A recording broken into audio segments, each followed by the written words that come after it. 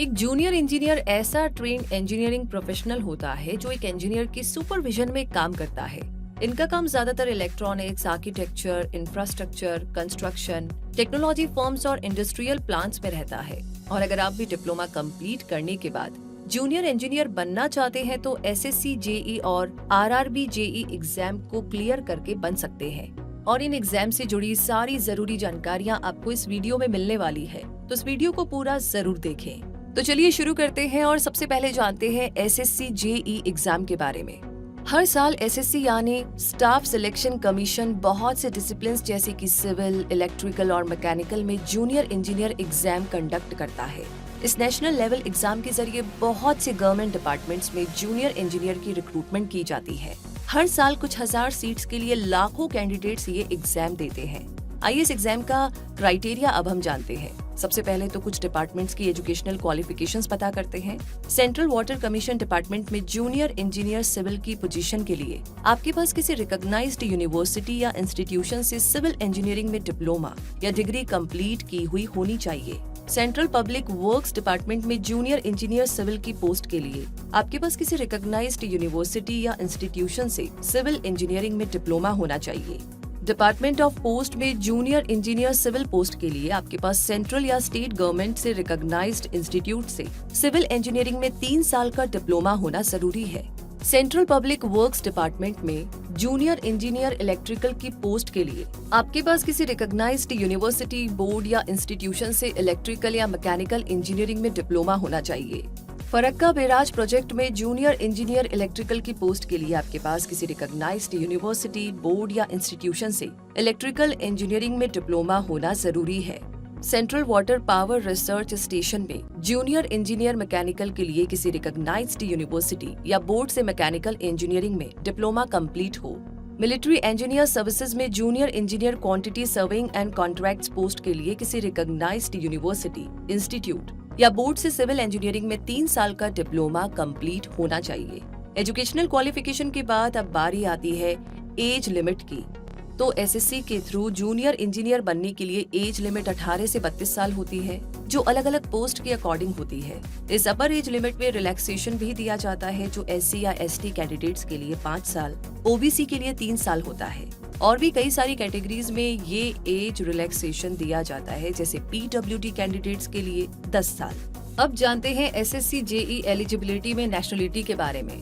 तो SSC JE applicant citizen of India हो, भूटान और नेपाल के नागरिक भी एलिजिबल है। तिब्बती रिफ्यूजी भी सर्टेन कंडीशंस फुलफिल करके एलिजिबल हो सकते हैं।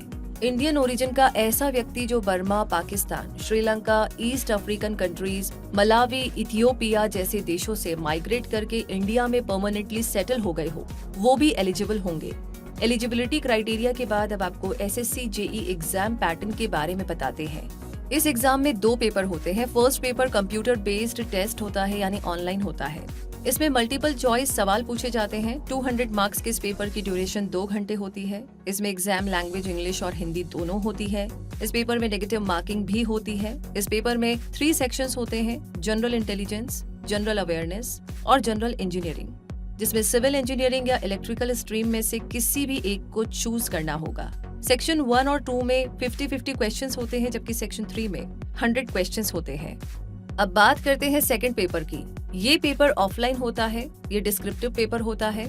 इस पेपर के 300 मार्क्स होते हैं और ड्यूरेशन 2 घंटे होती है। इसकी लैंग्वेज भी इंग्लिश और हिंदी दोनों होती है। जो कैंडिडेट्स पेपर फर्स्ट क्लियर कर लेते हैं वही पेपर 2 दे सकते हैं। इसमें कैंडिडेट के इंजीनियरिंग स्पेशलाइजेशन पर बेस्ड सवाल पूछे जाते हैं। इसमें नेगेटिव मार्किंग नहीं होती है। सेकंड पेपर क्लियर करने वाले कैंडिडेट्स फाइनल सिलेक्शन के लिए शॉर्टलिस्ट किए जाते हैं।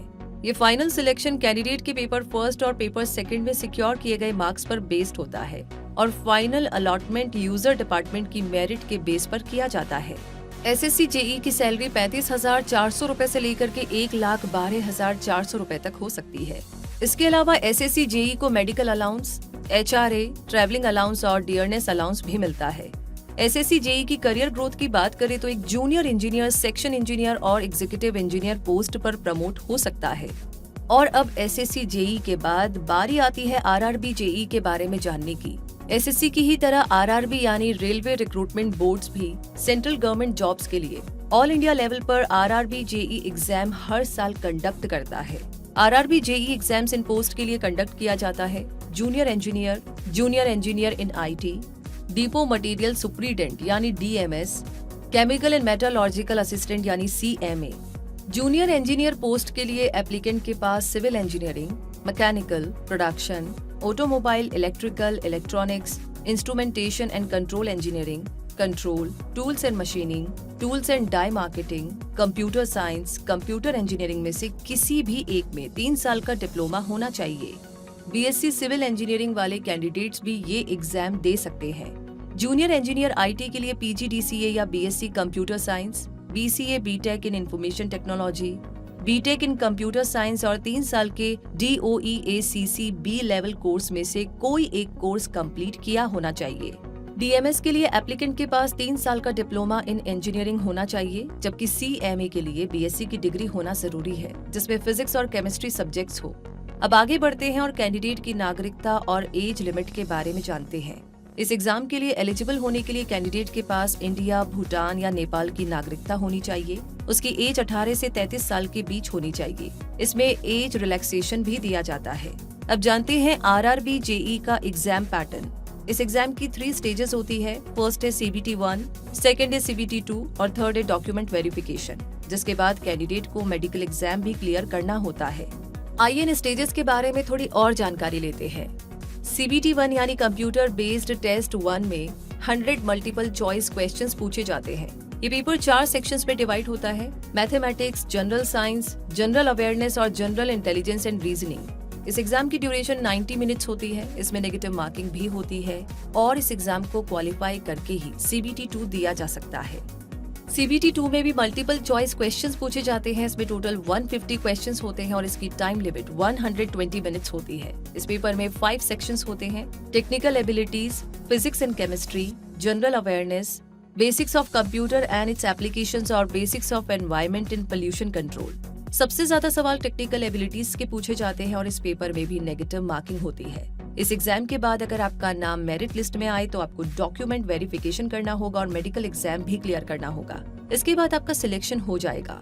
वैसे सैलरी की बात करें तो ट्रेनिंग पीरियड में एक आरआरबी जेई की सैलरी 34,500 रुपए होती है, जबकि परमानेंट पीरियड में ये सैलरी 42,000 पर मंथ हो जाती है।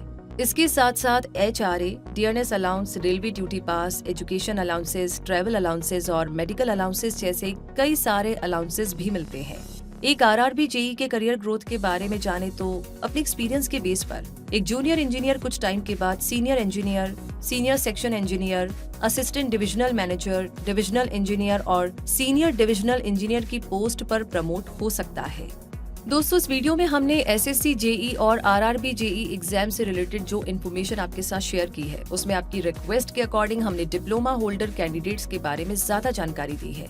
इन एग्जाम्स की फुल डिटेल्स के लिए आप इनकी ऑफिशियल वेबसाइट पर जरूर विजिट करें और हम उम्मीद करते हैं कि ये जानकारी आपके लिए काफी हेल्पफुल रही होगी। वैसे कमेंट बॉक्स में लिख करके जरूर शेयर कीजिएगा। साथ ही साथ लाइक आपने कर लिया है तो इसे ज्यादा से ज्यादा लोगों के साथ शेयर करना बिल्कुल मिस ना करें। और अगर आप अभी अभी हमसे जुड़े हैं तो हमारे चैनल को सब्सक्राइब करके बेल आइकन को प्रेस कर लीजिए ताकि हर नोटिफिकेशन आपको सबसे पहले मिले।